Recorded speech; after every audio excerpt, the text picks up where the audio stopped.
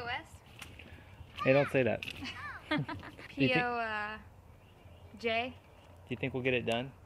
By when? Don't you want to come out here and help me work on it? I don't have any free hands.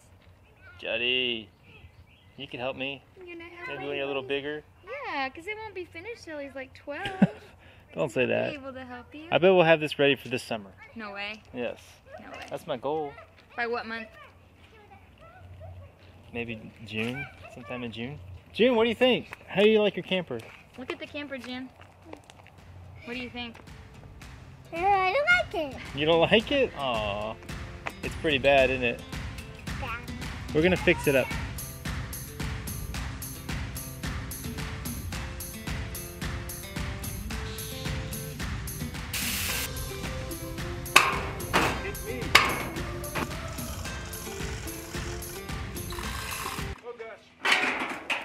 Welcome back to the fourth video of this Airstream restoration. Now I'm calling it an Airstream, technically is an Argosy. We'll touch more on that in a little bit, but I want to say thank you to the new subscribers who have rolled in. My name is Andy, and this is my wood shop, furniture shop behind me. I build custom furniture. I've been running this business for about 8 years, and for some reason in 2020 I decided to take on the restoration of this travel trailer. And this is the first video. We're on video 4. This is the first video where I feel like a little overwhelmed. This is a ton of work, and I think I have to remember in the first video how I mentioned you just got to take it one step at a time. You can't look at the big picture. So I'm trying to stay laser focused in on just what we're working on. And in this video what we're doing is we're working on the chassis. Now we pulled the shell off in the last video. We pulled the chassis out from underneath. Now what we're doing is taking all that old rotten plywood off. We're going to take the tanks out, the old water holding tanks. We're going to sandblast and grind away at the rust, get that all cleaned off, and actually flip the whole chassis over using the gantry cranes that we used to take the shell off, and then pull the axles off of the trailer and finally clean the bottom up. So there's a lot to do. Let's just jump right in and get started. The first part is getting this plywood off. Now the biggest challenge with the plywood was the screws that hold it on were rusted to the chassis in a lot of places. So some of them came off no problem. Some of them we just could not get off. So I made this little jig out of some plywood and used a hole saw and just drilled a hole and cut the plywood around the screw, and that way we could just pull the plywood off and then come back and chip that leftover plywood off and cut the actual screw off and get it out that way. Added a lot of work, but it was really the only way to do it.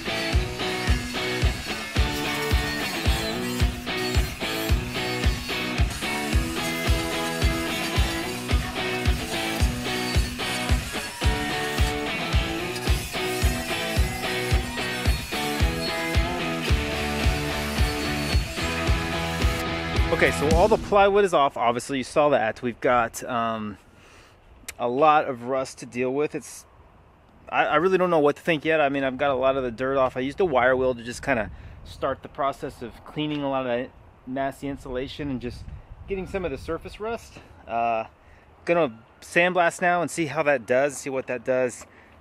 I think my plan, you know, I just don't know how to tackle this. This is the first time for me to do this, but my thought here is to get as much as I can done while the trailer's upright. Then we're gonna pick it up off the axles. We're gonna take it off the axles. I'm getting a little bright here.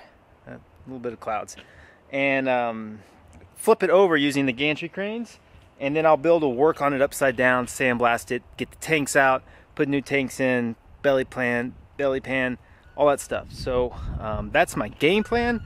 I'm sure it'll change, but that's kind of what I've got right now. Also, I would greatly appreciate if anybody could tell me what this all is for. I have no idea what we're doing with this. Some kind of stabilization for towing, but I don't know. I'm gonna take it off.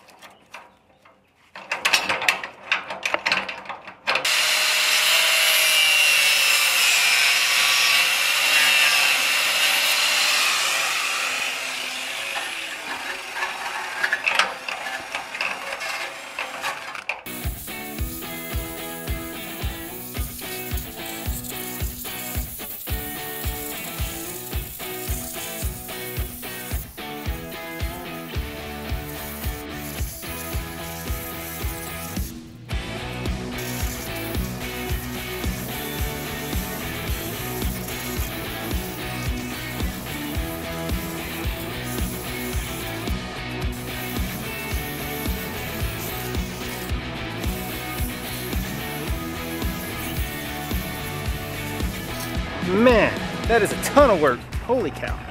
Nasty stuff. So I guess I got a little bit accomplished. I got the tongue done. I'd like to add, don't sandblast next to your truck. It's a good thing this is an old truck and I really don't have too much of a care for the paint job. I do have a bunch of sand in my truck because the window was down. Got sand on top of the hood. Not gonna hurt it though. I got paint coming off of it, so not too worried about it.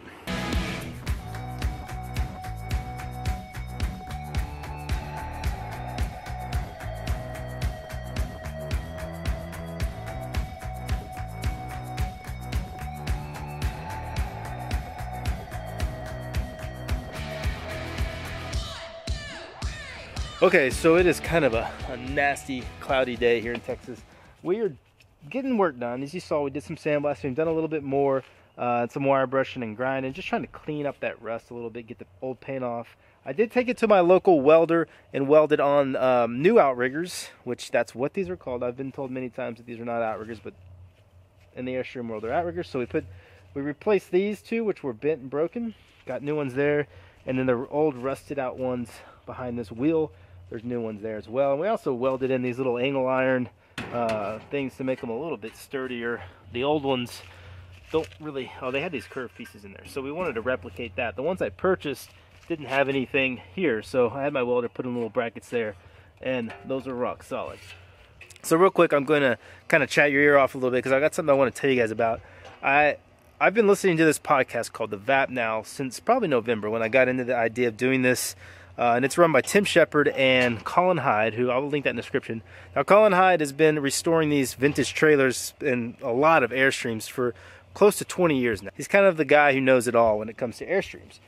And I'm ordering new axles, and he sells the axles, so I'm ordering these axles through his company. And I was emailing one of his office people, and out of the blue yesterday, he personally called me, and I was very humbled, to say the least, and very surprised to hear his voice on the other end of the line. And he spent an hour talking to me. He'd watched some of the videos. He was very complimentary of the videos, but he also was kindly critiquing things that I was not doing right, which I'm very grateful for. I will accept that. I don't really know what I'm doing, and anytime an expert calls me, I'm going to listen with open ears. And I was very grateful that he spent the hour with me and talking to me. The first thing I want to tell you that he shared with me was something that you guys have mentioned in the comments, a few of you, is really not an Airstream. It's actually only an Argosy. It is two separate brands. So you can't really call an Argosy an Airstream, which is what I've been doing. And honestly, I'll probably continue calling it Airstream in the title of the videos just for the purpose of the SEO and the searchability of it. But it's like calling a Cadillac a Chevrolet. They're both made by the same parent company, but they're two different brands. So I just want to make that disclaimer to those. Y'all are right, those in the comments who've said that. You can't really call this an Airstream. It's an Argosy. Two different things. Now, Argosy, he told me that Argosys were made from 71 to like 78. And they were used to experiment a lot of new ideas in the Airstream line. So that's where those panoramic windows come from. That was kind of an experiment that Airstream was doing to see how they worked out. And that's why I love the trailer. Another thing he mentioned to me, which was super helpful, is typically these Airstream frames had cross members, which are these pieces right here at 2-inch centers. So you got, not 2-inch, I'm sorry, 2-foot centers. So this is a 2-foot center right here. Then we got a 4-foot stretch, 3-foot, 4-foot, 3-foot, and another 4-foot here. So there's a large spacing on those cross centers, and Colin said that that is just, it weakens the frame. It makes your floor sag a little bit in spots. So he recommended I put more cross members in, which is a great idea. I really think that'll help this frame out and strengthen it up. So what we're going to do is put cross member right here. I probably will leave this one as is. This gray tank's coming out, and I'll put 2 smaller gray tanks in, cross member there. Probably will leave this one because this is 3 foot, and then we'll put a cross member there. He also recommended that I put angle iron on the ends down here coming out, kind of like these outriggers, to help support that floor on the outside. So I've got a little bit more welding to do. I thought I was done with the welding, but after Colin's recommendations, I'm gonna do that. I'm gonna do what the expert says and get it right, and that's my game plan moving forward. For the next step here, we're gonna finish getting the frame all cleaned up, and then we're going to bring the gantries out, and we're going to pick this up, flip it over, take the axles off, take the gray tank out, and then we'll weld in those cross members, and then we'll get this thing painted finally, and then we can start putting it all back together.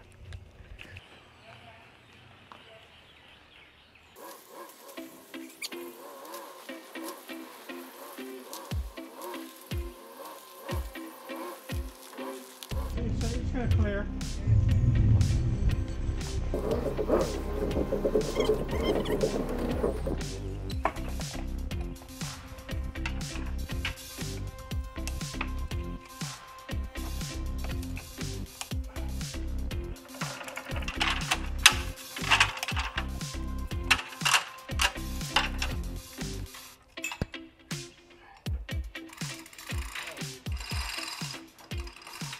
Okay, so you got a furniture maker and a retired doctor trying to figure this out.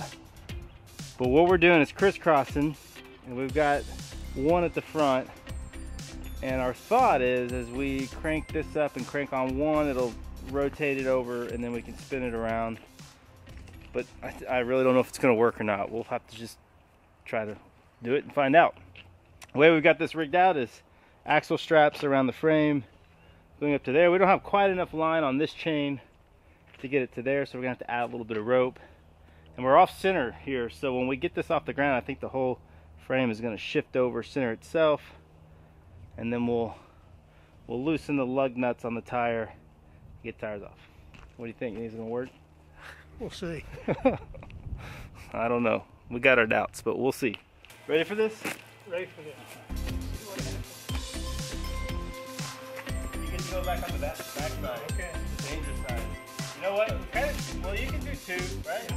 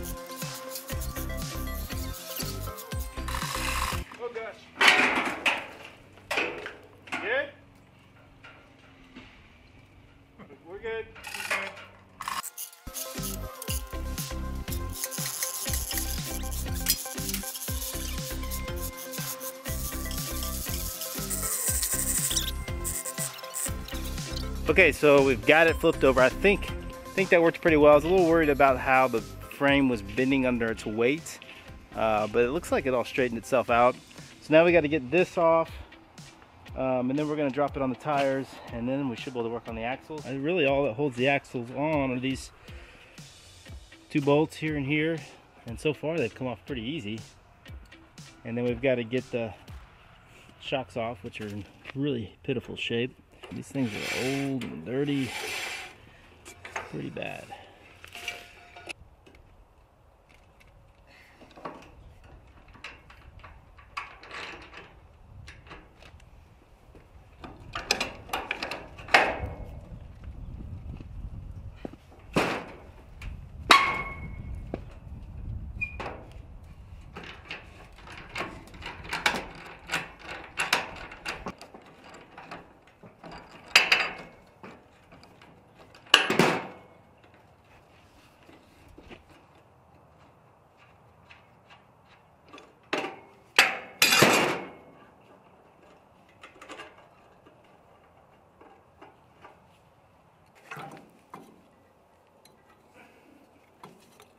Yeah, I don't think you're supposed to be able to move these.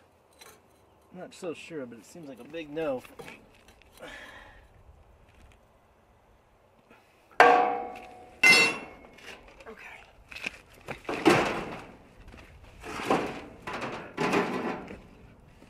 If we can just go straight back and just put it in the yard right there. Okay. Fine with that if you can do that. Yeah.